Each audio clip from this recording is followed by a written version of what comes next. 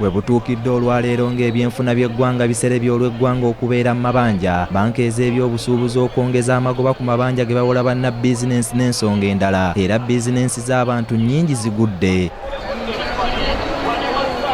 Mu mbeera eno, banka ya gavumenti evunaanyizibwa ku by'enkulaakulana eya Uganda Development Bank esazeewo okutandikawo enkola etuumiddwa Enterprise Development Program mwegenda okukolera awamu ne bannamikago okuli amatendekero ag'ebyenfuna okubangula n'okukwasizaako bizinensi ez'enjawulo mu ggwanga. Under the second phase of this program, we will be doing incubation, which is really to build capacity around governance, around financial management, around debt and record keeping, and it's really to empower these enterprises to be investor ready and therefore improve their sustainability.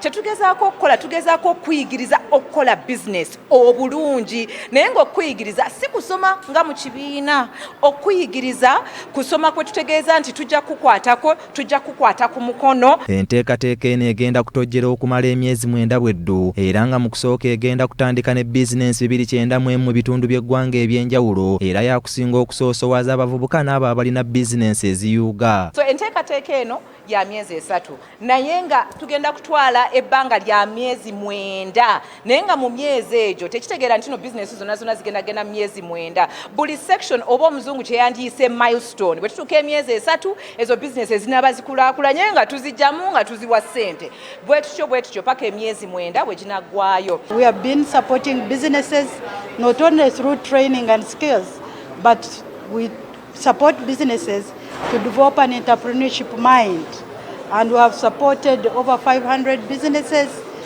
for the many years that we have worked with SMEs. Barbara Kasekende nga wabyakikugu okuva mu banka ya Uganda Development Bank agamba nti enteekateeka eno egenda kuyambako mu kukyusa endowooza y'ebyenfuna era asabye bannayuganda okugyettanira. Twagala tukyuse endowooza mu ngeri gye tukolamu business. Businesses. Washington will reach Kampala market in the next few hours.